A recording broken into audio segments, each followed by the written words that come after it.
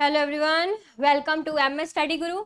सो आज की इस वीडियो में मैं आपको गेम थ्योरी समझाने वाली हूँ। सो इसमें dominant strategy and Nash equilibrium का ये जो कॉन्सेप्ट्स हैं ये काफ़ी लर्नर्स को डिफिकल्ट लगते हैं और यूजीसी नेट के एग्जाम में आपको डायरेक्टली पूछा जाता है कि बताइए इसमें से किस प्लेयर का नैश इक्विलिब्रियम डोमिनेंट स्ट्रैटेजी है या नहीं है और नैश इक्विलिब्रियम क्या बनता है। ठीक है, तो ये सब चीज़ों के बारे में आज हम बहुत अच्छे से समझने वाले हैं और यकीन मानिए इस वीडियो को देखने के बाद आपको Nash equilibrium and dominant strategy किसी भी गेम का निकालना पड़े तो आप आराम से निकाल पाएंगे। ठीक है, अगर आप चैनल पे न्यू हैं तो जल्दी से इसे सब्सक्राइब कर लीजिए और पूरी जानकारी लेने के लिए वीडियो को जरूर एंड तक देखिएगा। So let's start. तो देखिए यहाँ पर आपके सामने आपको एक गेम नजर आ रही है। इस गेम में एडवर्टाइजमेंट एंड डोंट एडवर्टाइजमेंट, देखिए यहाँ पे मैंने फॉर्म ए लिया, यहाँ पे मैंने फॉर्म बी लिया, इसी तरह से आपको क्वेश्चन गिवन आएगा। ठीक है, एक तरफ फॉर्म ए दिया होगा, दूसरी तरफ फॉर्म बी दिया होगा। ठीक है, यहाँ पर अब बात क्या है कि फॉर्म बी, अगर फॉर्म बी एडवर्टाइजमेंट करता है, ठीक है, तो उसको प्रॉफिट थ्री का मिल रहा है। नहीं एडवर्टाइज करता है तो वन का प्रॉफिट मिल रहा है। दैट मीन्स ये जो इधर वाली आउटकम्स है ना, 3 और 1, ये बी की है। ठीक है, और ये आपको जो आगे दिख रही है 4, 2, ये 5, 3, ये ए की है। ठीक है, इसी तरह से अगर फॉर्म में एडवर्टाइज करता है तो उसको, और बी भी एडवर्टाइज करता है। ठीक है, ध्यान से पहले इस टेबल को समझने की कोशिश कीजिए, फिर हम मुद्दे की बात पे आएंगे। आप देख सकते हैं कि अगर फॉर्म में एडवर्टाइज करता है और बी भी एडवर्टाइज करता है ना, तो ए का प्रॉफिट 4 है और बी का प्रॉफिट 3 है। इसी तरह से अगर फर्म ए एडवर्टाइज करता है बट फर्म बी एडवर्टाइज नहीं करता, ठीक है, तो फर्म ए का प्रॉफिट 5 है और फर्म बी का 1 है। इसी तरह से अगर फर्म ए एडवर्टाइज नहीं करता बट फर्म बी करता है, ठीक है, तो फर्म ए का प्रॉफिट कम है 2 और फर्म बी का ज्यादा है 5। ठीक है, इसी तरह से अगर फर्म ए नहीं एडवर्टाइज करता और फर्म बी भी नहीं करता तो फर्म ए का प्रॉफिट 3 है और फर्म बी का 2 है। ठीक है, ये पहले आपको टेबल समझना है इस तरह से जैसे मैंने आपको समझाया।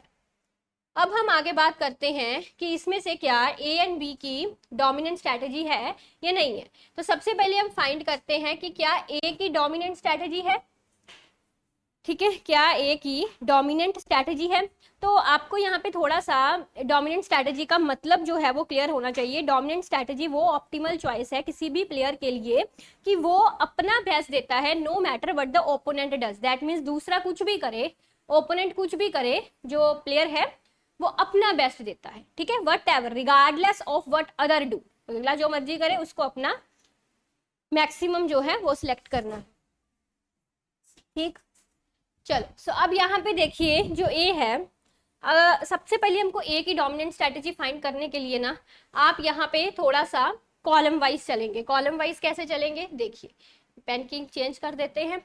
हम सबसे पहले फॉर्म ए की डोमिनेंट स्ट्रैटेजी फाइंड कर रहे हैं, तो आपको देखना है ये दोनों में से 4 और 2 में से, ठीक है, और यहाँ पे 5 और 3 में से। ठीक, अब जो फॉर्म ए है वो 4 और 2 में से क्या चूज करेगा, बताइए 4 और 2 में से वो क्या चूज करेगा, 4 चूज करेगा, है ना, 4 चूज करेगा। दैट मीन्स कि अगर फर्म बी एडवर्टाइज कर रहा है तो फर्म ए एडवर्टाइज करेगा, इसका यही मतलब निकल के आया। ठीक है, क्या मतलब निकल के आया कि फर्म ए एडवर्टाइज कर रहा है। ठीक है, अब इसी तरह से 5 और 3 में से क्या चुनेगा फर्म में, 5 चुनेगा। क्या चुनेगा, 5 चुनेगा।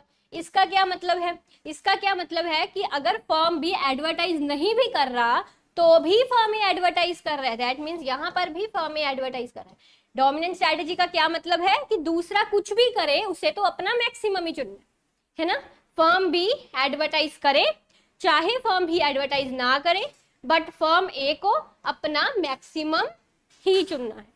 क्लियर, सो दैट मीन्स इसका मतलब है कि फर्म, अब देखिए एक चीज और कि जो फर्म ए की मैक्सिमम वाली वो है आउटकम्स है वो सेम रो में आ रही है, सेम रो में आ रही है। दैट मीन्स कि सेम रो, जो फर्म ए की मैक्सिमम वाली चॉइसेस हैं, ऑप्टिमल चॉइसेस हैं, वो सेम रो में आ रही है। ठीक है ना, 4 और 5 सेम रो में आ रही है। अगर ये सेम रो में आए सो दैट मीन्स फर्म ए की डोमिनेंट स्ट्रैटेजी है।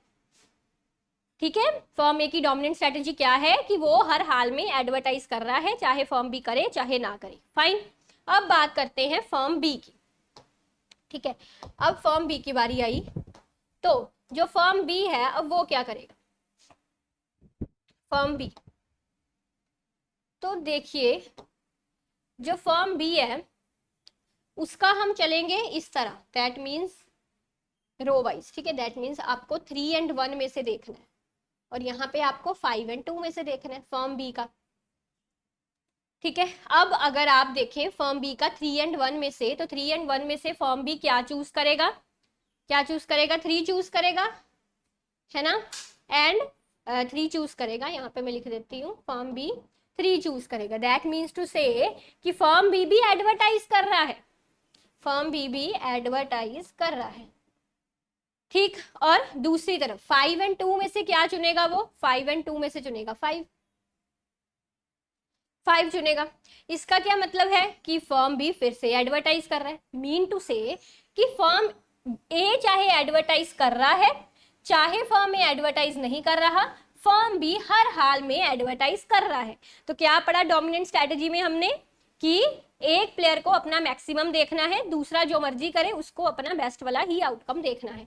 So that means firm B हर हाल में एडवर्टाइज कर रहा है, यहाँ पर भी कर रहा है, चाहे फर्म ए करे चाहे ना करे। दैट मीन्स फर्म बी की जो मैक्सिमम, उसकी जो ऑप्टिमल चॉइसेस हैं वो सेम कॉलम में आ रही हैं, सेम कॉलम में आ रही हैं, 3 and 5, है ना, सेम कॉलम में आ रही हैं। So that means firm B की भी डोमिनेंट स्ट्रेटेजी है। फाइन, समझ आ गया। अब नैश इक्विलिब्रियम क्या है, नैश इक्विलिब्रियम जो दोनों की ऑप्टिमल चॉइसेस हैं, नैश इक्विलिब्रियम क्या बनेगा, फर्म ए भी एडवर्टाइज कर रहा है और फर्म भी एडवर्टाइज कर रहा है, तो जब दोनों एडवर्टाइज करते हैं तो कितना आउटकम बनता है, 4 and 3।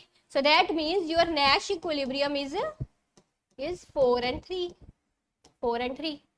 फाइन, क्लियर है। जो नैश इक्विलिब्रियम होता है उसका मतलब होता है कि जो एक प्लेयर है वो स्ट्रैटेजी चूज कर रहा है given the strategy of other player, that means वो दूसरे की स्ट्रैटेजी को गिवन मान के अपनी स्ट्रैटेजी चूज कर रहा है, वो नैश इक्विलिब्रियम है। जब हम बोल दें कि दूसरा जो मर्जी करे वो अपनी स्ट्रैटेजी यही रखेगा, वो डोमिनेंट स्ट्रैटेजी है। समझे बात, फाइन। सो अब हम थोड़ा सा ना इसको चेंज कर देते हैं और देखिए इसमें क्या था, ए एंड बी दोनों की डोमिनेंट स्ट्रैटेजी थी, नैश इक्विलिब्रियम निकाल लिया। पर अगर ऐसा हो जाए कि एक की डोमिनेंट स्ट्रैटेजी है और दूसरे की डोमिनेंट स्ट्रैटेजी नहीं है ना, तो उस केस में हम क्या करेंगे, प्रॉब्लम हो गई कि एक की तो है बट बी की नहीं है डोमिनेंट स्ट्रैटेजी, तो उस केस में हम नैश इक्विलिब्रियम कैसे फाइंड करेंगे, ये चीज हमको देखनी है, ठीक है। तो यहाँ पर हम अलग से स्लाइड ले लेते हैं, थोड़ा सा स्टेटमेंट बदल देते हैं।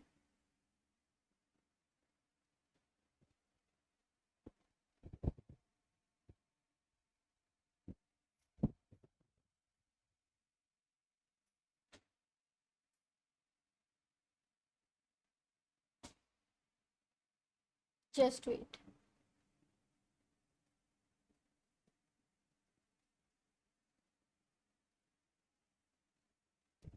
ओके, सो यहाँ पर मैं इसी वाले को कंटिन्यू करूँ कि हम कोई और एग्जांपल ले लें, इसी वाले को कंटिन्यू करती हूँ। तो फिर मैं आपको एक एग्जांपल दूंगी, वो आप सॉल्व करेंगे कमेंट बॉक्स में, उसके मुझे आंसर्स बताएंगे, ठीक है। मैं अभी यही वाली ले रही हूँ, बस थोड़ी सी हम स्टेटमेंट चेंज कर देते हैं इस पर, ठीक है। So advertise, don't advertise, advertise, don't advertise, ठीक है। सो यहाँ पर मैं फर्म ए लेके चलती हूँ, फर्म ए, और यहाँ पे मैं फर्म बी लेके चलती हूँ, ऐसा ही है, ठीक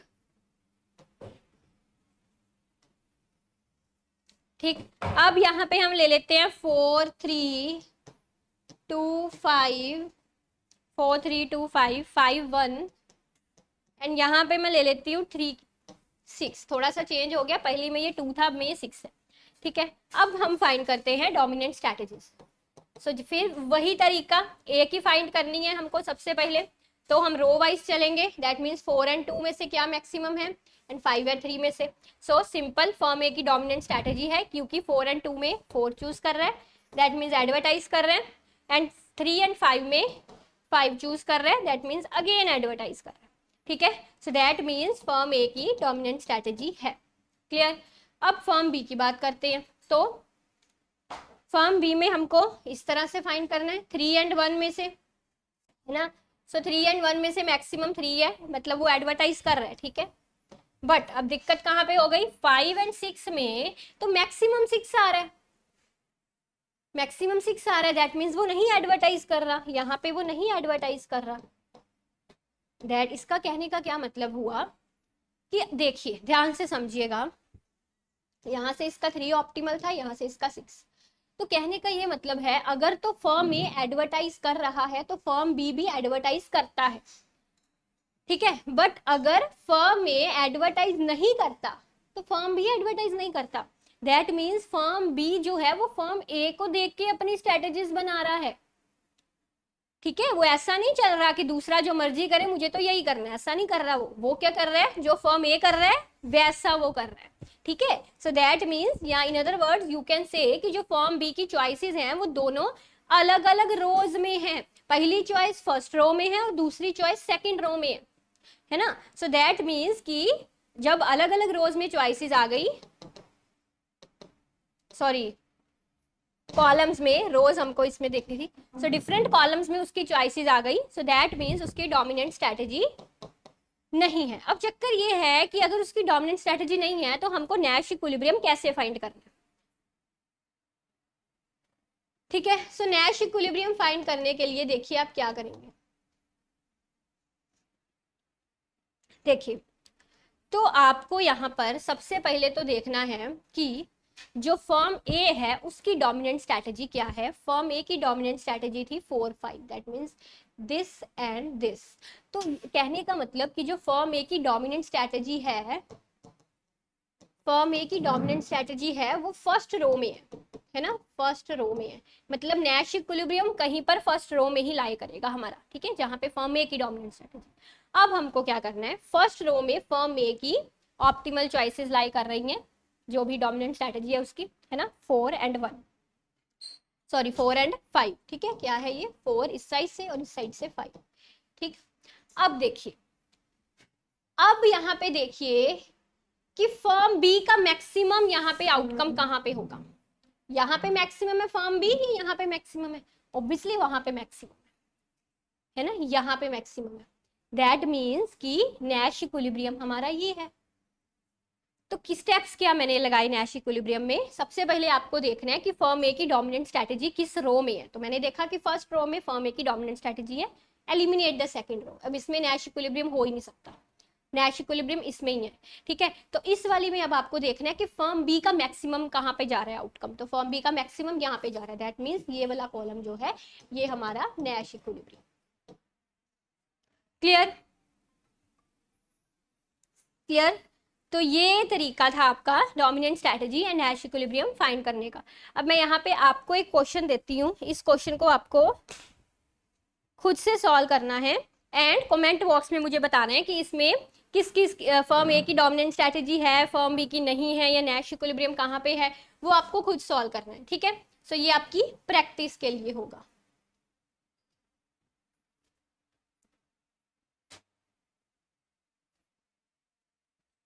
चलो, सो लिखिए question, that is firm B and that is firm A, ठीक। अब यहाँ पे 3 आ जाएंगी, जब मैंने आपको 2 वाला केस करवाया यहाँ पे 3 आ जाएंगी। कट एडवर्टाइजमेंट पहला केस, यहाँ पर भी कट एडवर्टाइजमेंट का ही पहला होगा, ठीक है। दूसरा केस आता है नो चेंज का, नो चेंज, ठीक है, यहाँ पर भी नो चेंज होगा, ठीक। तीसरा केस आता है इंक्रीज एडवर्टाइजमेंट, इंक्रीज एडवर्टाइजमेंट, तो यहाँ पर भी इंक्रीज एडवर्टाइजमेंट ही होगा,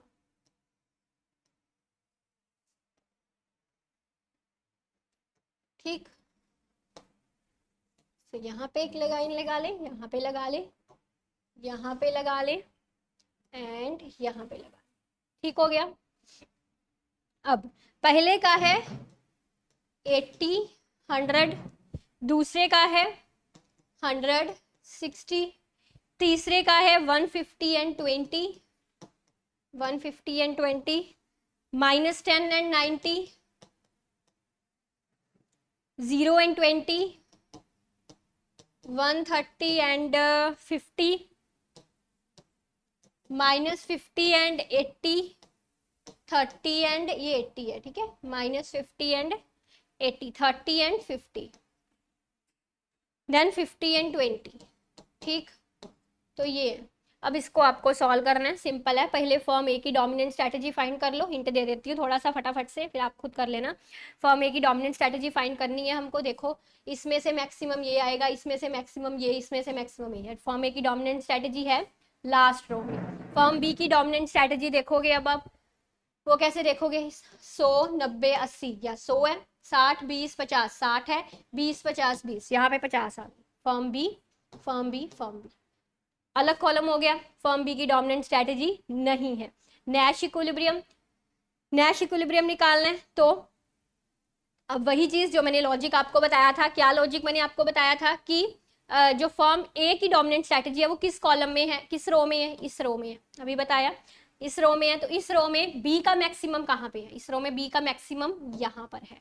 तो समझ आ गई नैश इक्विलिब्रियम की। तो इन शॉर्ट मैंने तो बता ही दिया आपको काफी वैसे system, that is column 2 and row 5, row 3, ठीक जी। तो बता दीजिएगा कैसा लगा ये वीडियो, आपको सब कुछ समझ में आ गया है कि नहीं आया है। नहीं आया तो एक बार वीडियो को दोबारा से देख लीजिएगा। और मेरे साथ जुड़ने के लिए, मेरी क्लासेस देखने के लिए आप टेलीग्राम चैनल फॉलो कर सकते हैं। टेलीग्राम चैनल का जो लिंक है वो आपको डिस्क्रिप्शन में दे रखा है, ठीक है। और वहाँ पे सभी क्लासेस के लिंक्स आपको मिल जाते हैं। और मेरी यूजीसी नेट इकोनॉमिक्स की बुक का लिंक भी आपको डिस्क्रिप्शन में दिया गया है। और मेरी जो फ्री क्लासेस होती हैं एंड पेड क्लासेस होती हैं वो अनअकैडमी के प्लेटफॉर्म पे होती हैं। सो उसका प्रोफाइल लिंक भी आपको डिस्क्रिप्शन में दे रखा है। सिमर 10 मेरा कोड है फ्री क्लासेस को अनलॉक करने का एंड किसी भी तरह की अनअकैडमी की सब्सक्रिप्शन लेने का। और मेरे साथ यूजीसी नेट इकोनॉमिक्स की तैयारी करने के लिए भी आप मुझे अनअकैडमी के प्लेटफॉर्म पे ज्वाइन कर सकते हैं और टेलीग्राम चैनल फॉलो कर सकते हैं। So thank you very much for watching, take care, bye bye.